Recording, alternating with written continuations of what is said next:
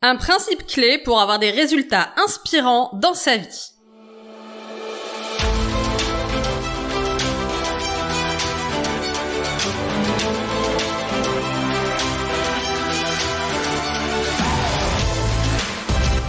Dans ce podcast, je vais aborder un principe clé qui est une vérité pour moi. Et c'est ok si ça n'est pas votre vérité et si tout va bien dans votre vie et qu'elle comble vos désirs, c'est parfait. Mais si ça n'est pas le cas, et si vous me demandez pourquoi vous n'avez pas ce que vous voulez dans votre vie, alors je vais vous inviter à reconsidérer ce principe fondateur. Cette vérité, c'est l'une des bases de ma réussite, mais c'est aussi celle de la plupart des gens que je connais et qui ont ce qui compte le plus pour eux dans leur vie. C'est aussi l'une des clés de mes mentors et des gens qui m'inspirent. Et pour que vos rêves deviennent réalité, vous devez faire ce qui est nécessaire, même si vous n'aimez pas ça, même si vous détestez ça.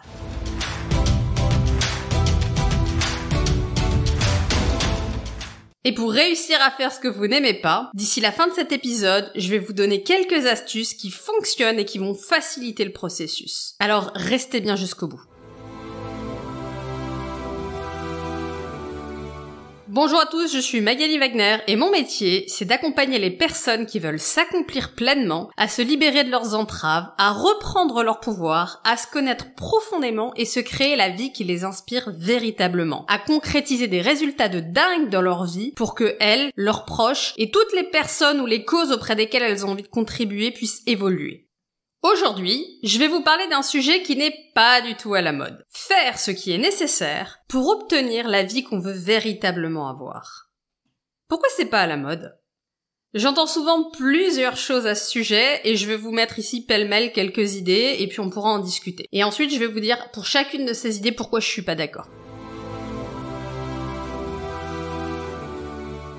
Idée numéro 1. La loi de l'attraction. Il suffit de visualiser les choses que vous souhaitez et elles vont se produire magiquement, j'ai envie de dire. Et c'est ok, je vous invite vraiment à clarifier ce que vous voulez dans votre vie et ces exercices de visualisation, ils peuvent être intéressants. Ils peuvent être intéressants dans le fait d'obtenir les choses, mais la visualisation, la vraie, celle qui fonctionne, ça n'est pas de visualiser le résultat, mais c'est de visualiser le processus. C'est ok si vous voulez vous visualiser en train d'effectuer les tâches qui sont nécessaires pour obtenir ce que vous voulez. C'est ok de visualiser le résultat et le plaisir que vous aurez à la fin. Mais si vous ne faites rien, si vous restez assis dans votre chaise, si vous ne bougez pas, alors vous n'aurez rien. Il ne va rien se passer. Entendons-nous bien. Même la personne qui rêve de gagner de l'argent juste en gagnant au loto va au moins acheter le ticket de loto. Même lui, il n'envisage pas de gagner au loto sans avoir l'action de « je prends un ticket de loto ». C'est donc la base. Il va falloir passer à l'action. La loi de l'attraction seule ne sert à rien. C'est une composante d'un système. Mais souvent, la loi de l'attraction est utilisée pour dire j'ai pas besoin de faire, il suffit que je visualise. Alors ce qui est drôle, c'est que en règle générale, ça m'est dit par des gens qui prennent même pas le temps de faire de la visualisation. C'est-à-dire que ces gens-là, quand je leur dis ok, raconte-moi, tu visualises quoi, tu le fais comment, c'est à quelle heure de ta journée, tu le fais pendant combien de temps. En fait, ils visualisent rien du tout. Ils espèrent juste que quelque chose tombe, mais ils prennent même pas le temps de visualiser. Faites des choses. Quand bien même vous comptez sur la loi de l'attraction, faites au moins la visualisation. C'est le minimum. Mais je vous garantis que ça suffira pas. Il va falloir passer à l'action. Idée numéro 2. Ce que je dois faire, c'est trop dur. Et je n'aime pas ça. Je veux une vie agréable et confortable. Alors, on peut choisir une vie agréable à court terme ou à long terme. Et on a les deux options. Moi, je peux vous garantir que vous auriez détesté ma vie pendant les années où je faisais mon parc immobilier, où j'avais un job à plein temps, où je faisais de l'IMO le soir, le week-end, la nuit, et où j'avais 2 bébés en bas âge à faire grandir. Mais tous ceux qui trouvaient ça dingue à l'époque, qui me jugeaient, qui me critiquaient, qui m'expliquaient que j'allais pas y arriver, puis que les locataires ça payait pas, et puis que les immeubles ça cramait, enfin tout ça là. Tout cela aujourd'hui, j'en ai un certain nombre avec qui j'ai eu un échange et qui m'ont dit Mag, c'est dingue la chance que t'as aujourd'hui. J'ai pas de la chance. J'ai fait le job, j'ai fait ce que vous ne voulez pas faire, pas parce que j'ai des pouvoirs magiques, parce que j'ai beaucoup plus de détermination, parce que ce que je voulais, c'est pouvoir avoir la vie que j'ai aujourd'hui. de faire le choix, de vivre où je veux vivre, et de faire un métier qui m'inspire, et d'élever mes enfants de la meilleure façon qui soit. Aujourd'hui, j'ai une vie de rêve, mais j'ai bouffé la merde avant. J'ai fait ce qu'il y avait à faire avant. Je passais des heures, des nuits, des jours à faire les choses. Et j'ai eu une vie désagréable pendant quelques années. Pour avoir une vie agréable maintenant. Et je peux garantir à tous ceux qui veulent se lancer dans des sujets type investissement ou entrepreneuriat que si vous prenez entre 2 et 5 ans de votre vie où vous faites tout ce que vous n'avez pas forcément envie de faire et vous vous dédiez et vous le faites et encore et vous répétez les actions et vous prenez du feedback et vous vous améliorez, je peux garantir que tous ceux qui sont prêts à se donner à fond dans ce process sans rien lâcher pendant 2 à 5 ans, tous, vous allez avoir des résultats de ouf. Mais le problème, c'est de tenir 2 à 5 ans, sans le côté loisir, sans le côté agréable. Et on me l'a dit, moi. Mag, comment ça se passe? On ne voit plus en soirée. Ah bah non, on ne voit plus en soirée. Non, bah non, parce que le soir, je fais les plans pour mes artisans, donc on ne voit plus en soirée. Et c'est ok. C'est ok. Et ce qui est drôle, c'est que même avec ça, même avec la preuve que quand on se donne du mal, ça va marcher. Parce que j'ai autour de moi des gens pour qui, bah maintenant, ils ont ma vie, mais ils ont pas que la mienne d'ailleurs, parce qu'évidemment, je me suis entourée de gens qui avaient les mêmes résultats que moi. Et c'est pas une surprise en fait, ils ont les mêmes résultats que moi parce qu'ils ont mis en place les mêmes actions que moi. Même avec ça sous le nez, la plupart des gens ne sont pas prêts à le faire. Quand je dis à un de mes amis récemment qui me dit bah j'ai du mal à payer mon loyer, etc., et il a un grand appartement sur Montpellier dont il en occupe qu'une petite partie, et à qui je dis bah t'as des chambres en plus, mets 2 personnes en colocation avec toi, ça va payer ton loyer, ça va te coûter 0. Ah ouais, mais non, mais c'est dur d'avoir des gens chez soi. Ok, bah reste comme t'es, ça a l'air plus confortable. Si toute action qui permet de faire évoluer les choses est plus confortable, alors on en a envisagé d'autres, hein, c'est pas la seule que je lui ai proposée, je lui ai proposé 10 plans de bataille, et à la fin, effectivement, il en a choisi un. Et il est très content. Mais c'était incroyable de voir sa résistance au départ de « Ah, va falloir que je sacrifie une petite partie de mon confort. » Bah oui, c'est ton confort qui t'amène dans la situation pourrie dans laquelle tu es. Qu'est-ce qu'on fait? Et évidemment, si dans un premier temps tu sacrifies ton confort, alors le confort tu vas l'avoir. Moi, quand je vivais dans une maison de 85 mètres carrés à 4 avec le chat, mon mari qui travaillait dans le séjour, qui était aussi la pièce à vivre, moi qui travaillais dans la chambre d'amis, salon, avec les enfants qui rentrent, etc. Personne trouvait ça kiffant ce qu'on faisait, hein. Tout le monde me disait, mais Mag, comment ça se fait? Vous pouvez pas avoir plus grand, prendre au moins 100 mètres carrés? Non, on pouvait pas, parce qu'on était en train de construire l'avenir. Mais aujourd'hui, maintenant que j'ai une maison qui fait 2 fois cette taille-là, que j'ai un bureau phonique, machin, mon mari qui a son super bureau aussi, alors là, les gens ils kiffent. Mais en fait, c'est le résultat des sacrifices que j'ai fait avant, et c'est dans cet ordre-là que ça doit fonctionner. On fait d'abord les sacrifices et ensuite on a les résultats. C'est comme tous les gens qui, j'en parlais dans l'épisode précédent, qui achètent des trucs à crédit. Non! D'abord tu mets l'argent de côté et ensuite tu achètes. Parce que c'est dans l'autre sens que ça marche. Et en plus, alors pour tous ceux qui me disent, parce qu'en ce moment, le grand truc, c'est « Oui, les banquiers ne prêtent plus, nanana. » Je sais pas à qui ils prêtent plus, les banquiers. Mais moi, mon banquier, il me prête. Et pourquoi il me prête? Parce que je démontre quotidiennement que même dans les moments difficiles, mes comptes y montent. Et pourquoi mes comptes y montent? Parce que je vais baisser mes dépenses. Je vais faire plus attention. Je vais agir intelligemment. Je démontre que s'il me prête de l'argent, il va le récupérer. Si vous êtes à 0 tous les mois, est-ce que vous croyez que votre banquier il a envie de vous prêter pour voir comment vous tombez dans le rouge? Je crois pas. Il évalue votre risque. Si vous voulez des résultats durables, vous devez monter l'escalier. La vie, c'est un escalier. En fait, la vie, c'est une multitude d'escaliers. On va dire qu'il y a un escalier par domaine dans lequel vous voulez atteindre des résultats. Il va falloir monter les escaliers. Et il n'y a pas d'ascenseur magique. Et on est d'accord que moi aussi, il y a une part en moi qui adorerait avoir un ascenseur magique. Et quel que soit le sujet, il n'y a pas d'ascenseur magique. Pourquoi il n'y a pas d'ascenseur magique? Parce que oui, bien sûr, vous pouvez trouver une solution magique pour avoir avec beaucoup moins d'efforts ce que vous voulez. Elles existent. Et on vous les vend fort cher d'ailleurs, hein. C'est le prix de je veux pas être inconfortable, alors je vais vendre très cher le truc. Il n'y a pas d'ascenseur magique parce qu'en fait, tous les gens qui obtiennent des résultats sans avoir à faire l'effort, ils vont perdre ce résultat. Et ça se voit dans tous les domaines. Le loto. Les chiffres sont extrêmement clairs. La plupart des gens qui gagnent au loto se retrouvent à nouveau dans la situation financière de départ, voire bien pire, au bout de 5 ans. Ils ont tout cramé, ils sont incapables d'assumer le train de vie qu'ils ont. C'est ouf! Moi, demain, je gagne 100 millions, je vais vous faire une allocation d'actifs de malade mental, on pourrait vivre à 12 familles dessus. juste sur les dividendes. Plus personne n'aura jamais besoin de travailler. Mais ils font pas ça, les mecs. Ils commencent par cramer. Bah vas-y, commence par cramer. T'auras plus rien. Parce que c'est pas le tout d'acheter une grande maison. Mais une grande maison, c'est plus de chauffage, plus d'électricité, plus de machin, puis le faire pour ta mère, et puis la voiture, et puis bah oui, mais une voiture ça crame, et retour à la case départ avec ce goût amer de je l'ai eu, mais je l'ai perdu. Il y a un autre domaine dans lequel je connais très bien le sujet, qui est le sujet de la perte de poids. Et combien de personnes j'ai vu qui font une liposuction, ou une sleeve. Alors, la sleeve c'est beaucoup plus d'efforts que ce qu'il n'y paraît, hein, mais la liposuction c'est bien douloureux aussi. Et c'est pas si simple que ça. Après une liposuction, la reprise de poids, elle est de 99%, c'est-à-dire qu'il n'y a aucune chance que vous gardez la situation, vous n'avez rien changé à vos habitudes, vous n'avez rien changé à votre corps, vous faites tout pareil qu'avant, vous allez tout reprendre. Et alors oui, si c'est votre truc d'aller vous faire liposucer une fois par an, ça peut peut-être le faire. Déjà, 1, ça va vous coûter un braquage, 2, c'est dangereux pour votre santé, et 3, c'est beaucoup plus douloureux que ce que vous n'y pensez. La sleeve, ok, je vais me faire couper un bout de mon estomac, ça va marcher, etc. Alors déjà, je vous raconte, le truc, c'est que derrière, vous allez faire 12 repas par jour, des micro-repas, vous pouvez pas manger, c'est compliqué. Il y a des tas de gens pour qui, dans un premier temps, on doit manger liquide, etc. C'est compliqué. Mais ce qui se passe, c'est que comme on n'a pas fait tout le schéma de enlever les croyances et tout le travail sur les addictions que moi je peux pratiquer avec certains de mes clients, etc., à un moment donné, ça va repartir. Pourquoi ça va repartir? Parce que votre estomac, vu que vous n'avez pas fait le boulot, il va petit à petit reprendre sa place parce que on est des êtres vivants, en fait. Et le corps a une capacité adaptative de malade mental. Et donc, petit à petit, vous allez reprendre l'estomac que vous aviez avant et c'est reparti comme en 40. Les taux d'échec après une sleeve sur de la reprise de poids à 5 ans, on est à plus de 75%.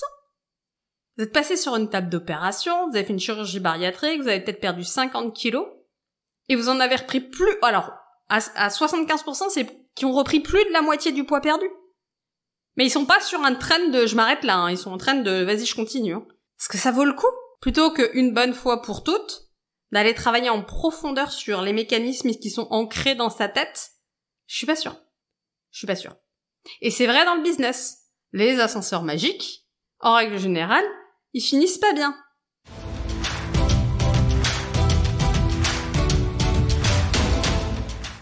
Autre point que j'entends régulièrement, je suis devenu entrepreneur pour être libre et ne faire que ce qui est dans ma zone de génie. Les gens qui confondent faire ce que j'aime, ce qui est facile. Alors bien sûr, quand votre business grossit, quand vous commencez à rentrer des sommes mensuelles de au minimum 5, voire 6 chiffres, ok, vous allez pouvoir commencer à déléguer, à prendre des gens, un peu pour de l'administratif, un peu pour peut-être de la gestion de réseaux sociaux, des choses comme ça. Petit à petit, ça va se faire. Mais vous restez le centre du business, soyons clairs.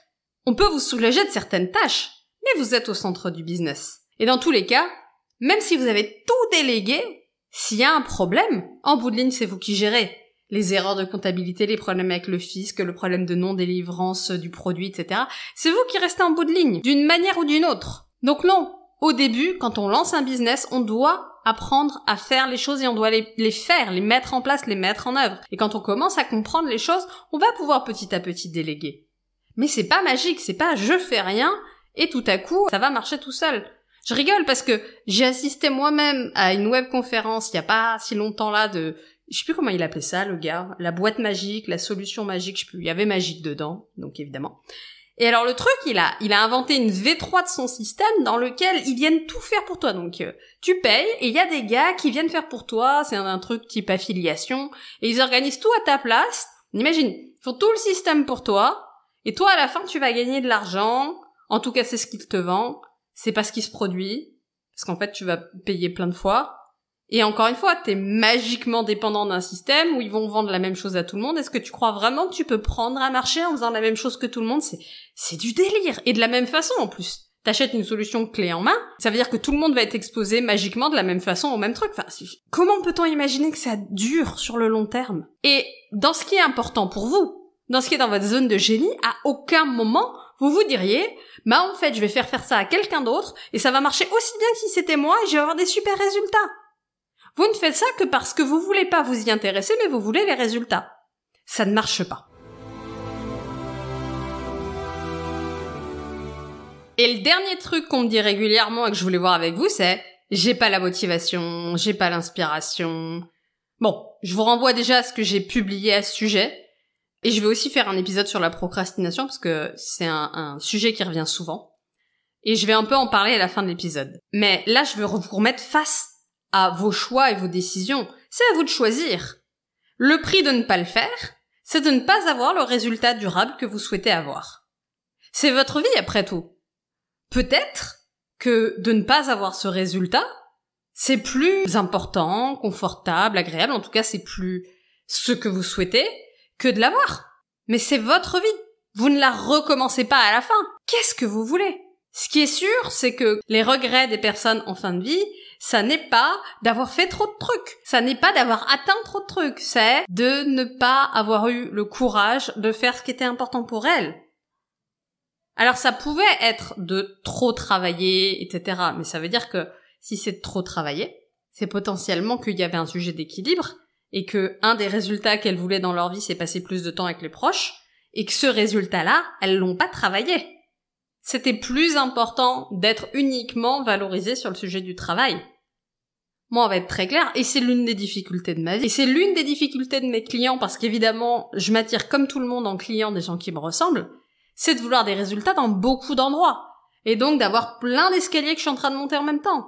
En ce moment, je monte un escalier sur passer encore un niveau sur mon alimentation, mon activité, mon hygiène de vie. Je suis en train de passer un escalier sur le business. Je suis en train de passer un escalier sur ma relation au temps et comment j'organise ma vie. Et c'est ok. C'est ok. Je monte au moins ces 3 escaliers-là en même temps. Tout va bien. Mais on est d'accord que si je monte ces 3 escaliers-là, c'est parce que préalablement, j'ai déjà monté l'escalier du couple, de la communication, de la parentalité, de l'argent, des compétences de coaching et de comment j'accompagne mes clients. Tous ces escaliers-là, je les ai montés. Donc là, sur ces escaliers-là, je fais une pause et je suis en train de monter les autres, parce que les autres sont importants pour moi aussi.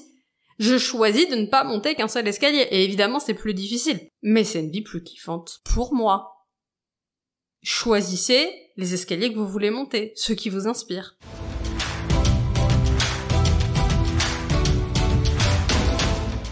Alors clairement moi, ça a été l'histoire de ma vie de faire en premier ce que je n'aimais pas faire.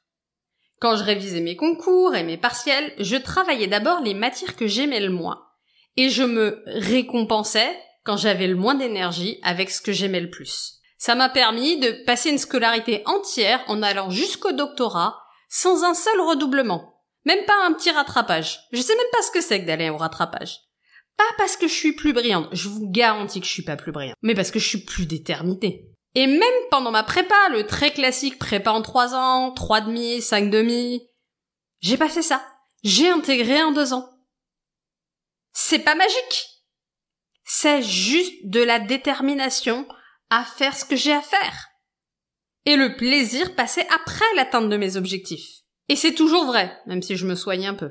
Hier encore, j'avais un rendez-vous avec mon coach, et il me disait qu'il admirait ma capacité à ne rien lâcher, à tenir ce podcast toutes les semaines alors que c'est la période la plus chargée de l'année pour moi, plus les vacances avec les petits. Et c'est ça le truc. Je ne lâche rien. Je suis pas obsédée par le résultat à court terme, mais par les actions à long terme. Je suis pas en train de regarder tous les jours les statistiques de mon podcast, mais par contre, je fais l'action hebdomadaire qui est importante pour moi, faire ce podcast toutes les semaines. Et je sais que pour ça, comme pour tout le reste, si je le fais suffisamment longtemps, en m'améliorant, en travaillant, en allant optimiser les choses, alors je vais avoir des résultats. Mais je suis pas en train de monter un ascenseur magique. J'ai des contacts qui ont des communautés très importantes, etc.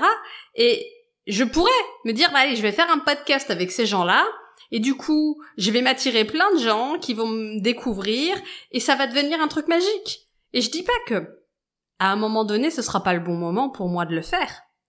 Mais je commence par démontrer maintenant ce que je fais, par donner envie aux gens que je connais qui ont des grosses communautés de venir contribuer, à leur montrer que ça dépend pas d'eux, et évidemment à leur donner envie.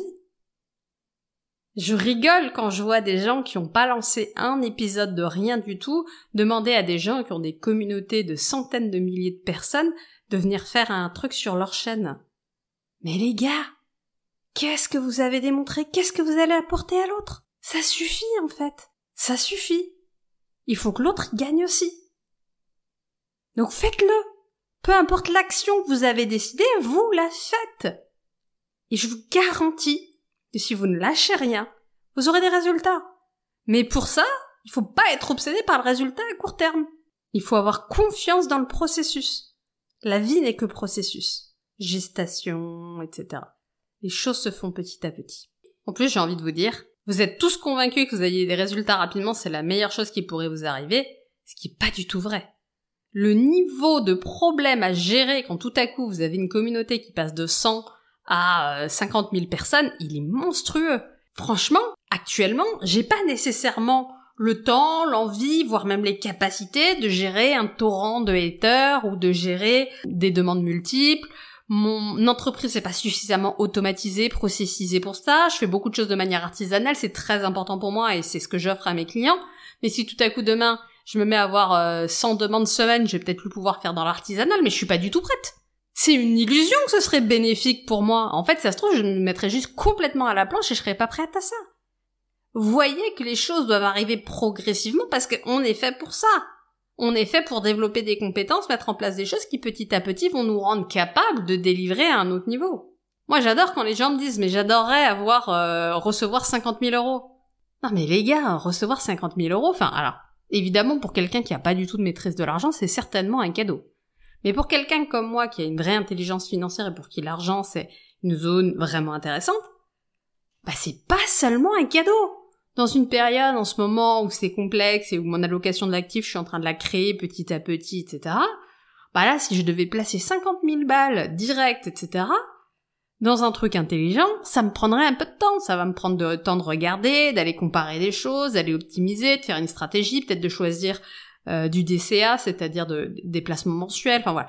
Donc, en vrai, si là, demain, moi, je touche 50 000 euros, évidemment, je vais pas le dépenser parce que c'est pas une option, donc je vais le placer. Et donc, il faut que je réfléchisse à l'allocation d'actifs et comment je le fais, etc. C'est pas seulement un cadeau. Alors oui, c'est sûr que si je vous file 50 000 euros et que vous allez acheter une voiture, vous n'avez pas le problème de réfléchir. Par contre, vous allez devoir entretenir la voiture, payer les frais, payer l'assurance. Et là, ça va devenir plus rigolo parce que vous avez la belle voiture, mais tous les frais inhérents à une voiture neuve et chère, vous les avez pas vus venir et ça va vous piquer. Au final, vous allez perdre en pouvoir d'achat. Alors peu importe le temps que ça prendra. J'en peux plus des gens qui font 10 posts Instagram à l'arrache et qui abandonnent parce que ça ne marche pas. C'est normal que ça ne marche pas. Et c'est vrai pour tout ce que vous voulez avoir dans vos vies. Si vous voulez vous connaître, vous comprendre, vous devez prendre du temps et le passer avec vous-même. Vous devez vous poser des questions, lire des livres, vous former, vous faire accompagner. Vous devez prendre du temps à vous observer, pas être en train de fuir sur les réseaux sociaux ou sur un téléphone. Si vous voulez améliorer votre relation avec quelqu'un, vous devriez travailler des compétences, des croyances, remettre en question votre modèle, même si c'est pénible pour vous. Vous devriez vous améliorer sur la compréhension de l'autre. Si vous voulez améliorer votre apparence, vous devez mettre de l'attention sur ce que vous mangez, comment vous bougez. Personnellement, j'ai 3 façons de faire du sport et de m'y tenir. Numéro 1, je suis dans un club en équipe. Mais ça, aujourd'hui, avec la vie que je mène et ma parentalité, c'est compliqué. Parce que le sport en équipe, et c'est la complexité de ma vie, il est conçu pour des salariés, et j'ai envie de dire pour des salariés qui n'ont pas d'enfants. Donc c'est systématiquement le soir, machin, etc. Et moi, le soir, c'est le moment où je m'occupe de ma famille et je suis avec mes enfants. Donc c'est plus compliqué pour moi en ce moment, et ça reviendra, là, les enfants sont en train de grandir, ils seront bientôt ados, quand ils seront ados, je pense qu'ils auront plus du tout besoin de maman le soir, et ça va devenir un autre sujet. C'est à voir parce que c'est aussi le moment de la journée où je les vois, pas aller les voir au collège. La deuxième façon que j'ai de le faire, c'est de le faire avec un coach à domicile. Et ça, c'est ce que je fais en ce moment. Et je le fais pas tous les jours, du coup. Mais toutes les semaines, plusieurs fois par semaine, j'ai un coach qui vient à domicile. Et là, j'ai envie de vous dire, en plus, il est génial parce que je l'ai mandaté pour ça. Il est capable d'interrompre une réunion à laquelle je suis et me dire, mec, c'est l'heure de ton sport. Et on est d'accord que il serait pas là, la réunion, je l'ai finie, hein. Mais il est très bon pour me rappeler que j'ai pris un engagement de faire de mon corps une priorité. La troisième façon avec laquelle je peux le faire, et je l'ai longtemps fait comme ça, en ce moment je suis un peu en pause mais j'ai très envie de reprendre et je suis en train de voir comment le reprendre, c'est de le faire au tomber du lit. Je me lève, avant tout le monde dans ma maison, et je commence par une seule chose, faire du sport.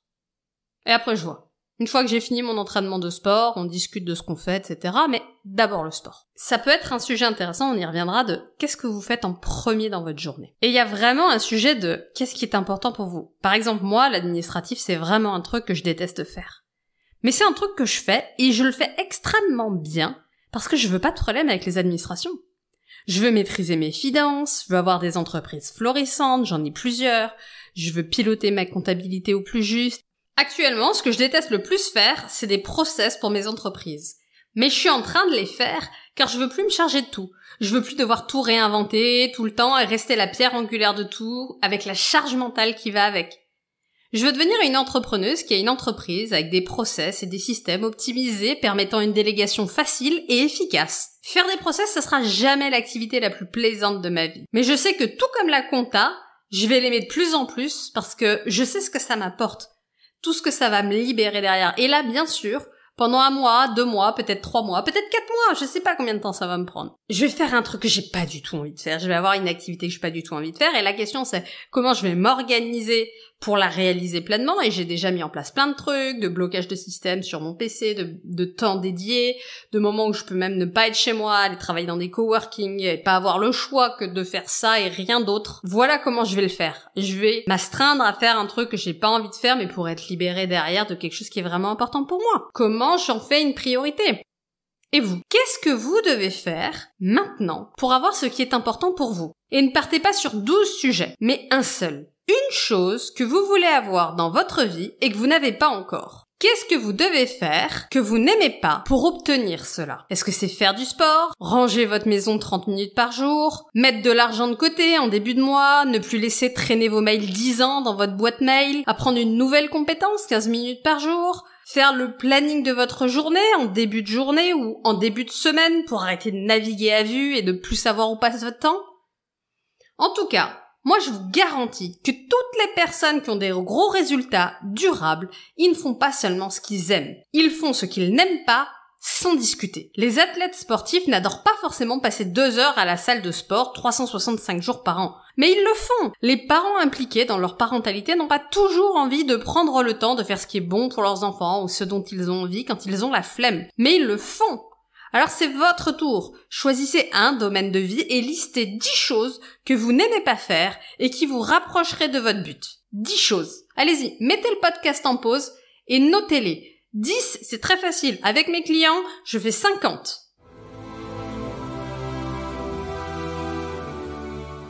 Ok, c'est fait.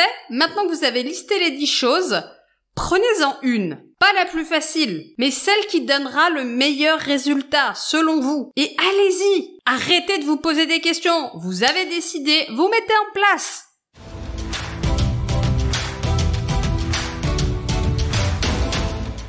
Et maintenant, je vais voir avec vous quelques astuces qui vont vous permettre de faciliter les choses et d'y arriver plus. Astuce numéro 1. Passez la moitié du temps que vous passez à chercher une baguette magique, à faire ce qui fonctionne sans magie, et ça marchera pour vous de manière prévisible.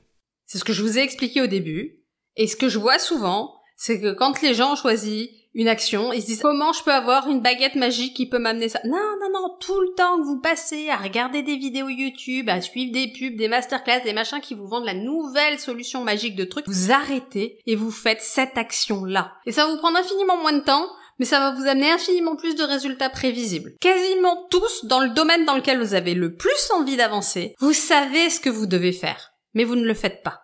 Alors faites-le. C'est une forme d'addiction.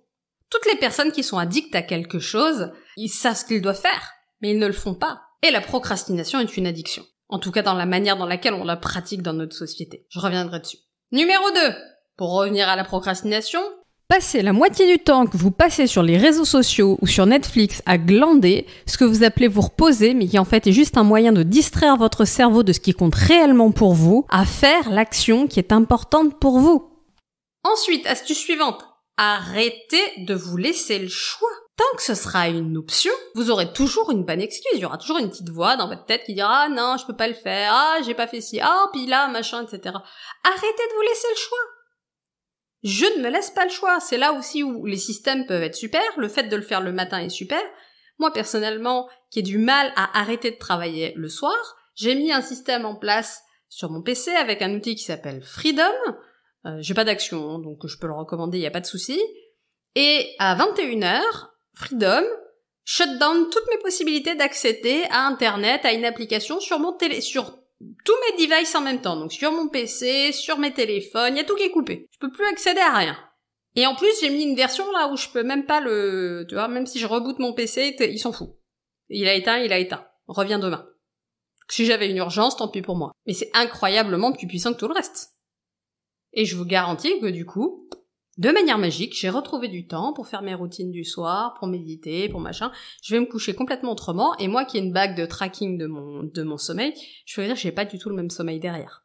Alors oui, à court terme, je peux avoir l'illusion que du coup, j'arrive pas à finir ce que je fais.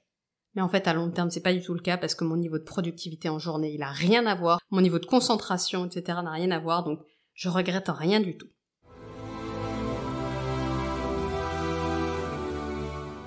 La dernière astuce que je voulais vous donner, c'est de faire ce qui vous inspire le moins en premier, tôt le matin, à la première heure. Je pourrais vous donner la règle, par exemple, de Robin Sharma, que j'aime beaucoup, mais là, on parle de quelque chose de plus long, mais qui est 90-90-1. Sur les 90 prochains jours, passez les 90 premières minutes de votre journée à faire une seule action qui va tout changer pour vous. Et je vous garantis, pour ceux qui veulent avoir des résultats, si vous passez 90 minutes les 90 prochains jours à développer une compétence, à développer votre business, à développer la relation avec quelqu'un d'autre, à développer votre connaissance de vous, donc à faire du journaling, des questions, à lire des choses, etc., vous allez tout changer dans votre vie. Mais une seule action, répétée. Alors évidemment, ça c'est la version action longue. Mais si c'est méditer, l'action qui changerait tout parce que vous en avez marre d'hyper réagir en journée, de pas gérer vos émotions et que vous savez que la méditation ça va vous aider à réagir complètement autrement toute votre journée, y a même pas besoin d'y passer 90 minutes. Mais passez les 90 prochains jours, les 10 premières minutes de votre journée à méditer. Vous aurez même du temps pour éventuellement une seconde activité si vous voulez. Mais je vous recommande pas de commencer avec 12 activités, c'est un bon moyen de se planter parce que derrière on n'y arrive plus. Et ma dernière astuce, pour les jours où vraiment vous en pouvez plus, démarrez juste 5 minutes. Ou même une si vous voulez. Et vous verrez, ça ira tout seul. Vous n'imaginez pas le nombre de fois où j'ai rangé une maison juste en faisant 1 minute. Le nombre de fois où j'ai fait un entraînement de sport en démarrant juste 5 minutes. Je me lève, je commence, je fais quelques squats, quelques burpees, et là tout à coup, ça y est, mon corps est en mouvement, allez, je vais faire tout mon entraînement. J'ai longtemps entendu cette histoire de cette danseuse qui allait s'entraîner plusieurs heures par jour à la salle de danse. Et c'est très intéressant parce que tout le monde lui disait « Waouh, cette discipline, c'est incroyable !» Et elle répondait « Je n'ai qu'une seule chose à faire par jour, me lever et descendre dans le taxi. Et une fois que je suis dans le taxi, ma journée est lancée. » Donc elle a mis son focus sur une seule action clé, descendre dans le taxi qui l'emmène à la salle de sport. Et après, il n'y a plus de questions, c'est embarqué, la routine est partie. On va pas arriver à la salle de sport et s'asseoir pour regarder du Netflix. Donc, juste démarrer. Vous n'imaginez pas tout ce qui se produit quand on démarre. Moi, quand j'ai la flemme d'aller marcher le soir, je démarre. Et au final, ça me saoule pendant 1 minute, et puis après, j'ai de la musique dans les oreilles et tout, et c'est cool, et en fait, ça dure 1 demi-heure, 3/4 d'heure. Juste démarrer. C'était ma dernière astuce.